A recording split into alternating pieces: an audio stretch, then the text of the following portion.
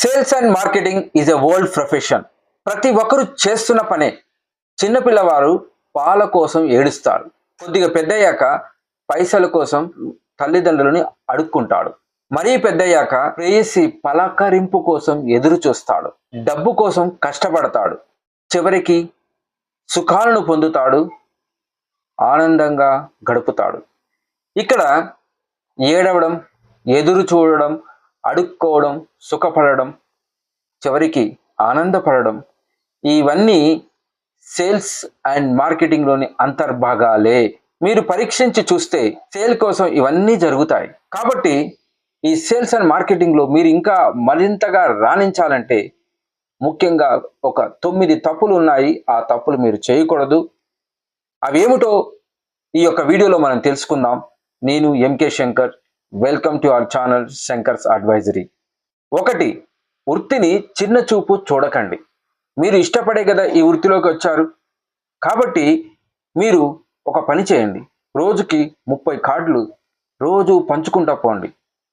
ఒక 3 నెలల తర్వాత చూడండి, మీరు అటెండ్ కాని కాల్స్ వస్తాయి. అంటే అంత బిజినెస్ వస్తుంది. వృత్తిని ప్రేమించండి. 2. రిఫరెన్సెస్ అడగడం నేర్చుకోండి. మీరు ఎవరి దగ్గర అయితే సేల్ క్లోజ్ చేశారో ఫ్రెండ్ నెంబర్లని, ఫ్యామిలీ మెంబర్ల యొక్క ఫోన్ నెంబర్స్ తీసుకొని వారికి కూడా అడగండి. ఎందుకంటే అతడికి అవసరమైన సేల్ అతడితో ఉన్న వారికి కూడా అవసరమే. కాబట్టి 5% మీరు సేల్స్ రెఫరెన్సెస్ మీద ఫోకస్ చేస్తే 80% బిజినెస్ మీకు ఆటోమేటిక్గా వస్తుంది. చూడండి. 3. క్లయింట్ని కలవడం. ఇది నథింగ్, ప్రాస్పెక్టింగ్. అంటే మీరు కీప్ ఆన్ ప్రాస్పెక్టింగ్ చేయండి. More prospect, more leads, more business, more profit, more prosperous. So prospecting is equal to prosperous. 4. సోమరిగా ఉండకండి. సోమరిగా ఉంటే ఎంత వాడైనా పేదవాడైపోతాడు. కాబట్టి నీ యొక్క కుటుంబంలో, నీ యొక్క హోదాలో, నీ యొక్క గుర్తింపు, నీ యొక్క హోదా, చివరికి అన్నీ కోల్పోతావు. సోమరిపోతుగా ఉండకండి. ఎప్పుడు కూడా చీమను చూసి నేర్చుకోండి. అది ఎంత కష్టపడుతుందో తెలుసా మీకు? 5. అబద్ధ వాగ్దానాలు ఇవ్వకండి. మీరు చెయ్యవలసిన దానికి మీరు చెయ్యండి. అంతేకాని మీ చేతిలో లేని ప్రామిసెస్ను క్లయింట్కి ఇచ్చి వారి ద్వారా చెడ్డవాడు అనిపించుకోకండి. ఒకవేళ మీరు ఇవ్వకపోతే మీ యొక్క సీనియర్స్ని అడిగి వారికి అందేలాగా చూడండి. 6. నిజాలను దాచిపెట్టకండి. మీరు మీ ప్రోడక్ట్ కానీ, సేల్స్ కానీ, ఏదైనా కానీ ఫీచర్స్, అడ్వాంటేజెస్తో పాటు బెనిఫిట్ చెప్పండి. అంతేకాకుండా ఆ ప్రోడక్ట్ యొక్క మైనస్ పాయింట్స్ కూడా మీరు చెప్పగలిగితే మీరు ఒక మంచి సేల్స్ మ్యాన్గా గుర్తింపు పొందుతారు. 7.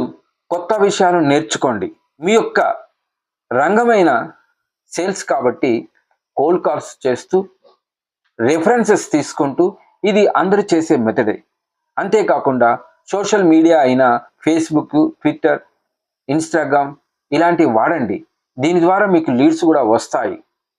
Whoever learns, he earns. నిత్య విద్యార్థిలాగా ఉండండి. ఏ రంగంలోనైనా రాణించాలంటే కంపల్సరిగా మీ నైపుణ్యాలు మెరుగుపడాలి. వ్యాపార అభివృద్ధికై ముందుకు సాగండి. భయపడకండి. భయపడితే రాణించలేరు. మీ బిజినెస్ కాదు, మీరు అక్కడితో ఆగిపోవాల్సి వస్తుంది. ఎదురించి ఆలోచించి జాగ్రత్తగా ప్లాన్ చేసి ఎగ్జిక్యూట్ చేయండి. మీరు మీ యొక్క బిజినెస్లో కంపల్సరిగా విజేతలైతారు. పని చేయకపోతే ఫలితాలు రావు. చివరిగా time management. Time is gold. పోయిన సమయం మళ్ళీ రాదు. గుర్తుపెట్టుకోండి. 10 సంవత్సరాల క్రితం కూడా మీకు కష్టాలున్నాయి. దానిని మీరు టైం ట్రావెల్స్లో ఉండడం వలన అవి మీకు కష్టం కాకుండా పోయాయి. కాబట్టి మీరు మీ యొక్క సమయాన్ని బిజినెస్ కోసం వెచ్చించండి. అట్ ద సేమ్ టైం శారీరకంగా, మానసిక సంతోషాల కోసం కూడా మీరు వెచ్చించాలి. ఈ విధంగా ఈ యొక్క 9 డెడ్లీ సిన్స్ అయిన వీటిని మీ బిజినెస్లో నుండి దూరం చేసుకోగలిగితే మీరు మీ యొక్క సామ్రాజ్యాన్ని మీరు స్థాపించగలరు. ఆ సామ్రాజ్యంలో మీరే రాజు. మీరు కోరుకున్నవన్నీ అవుతాయి.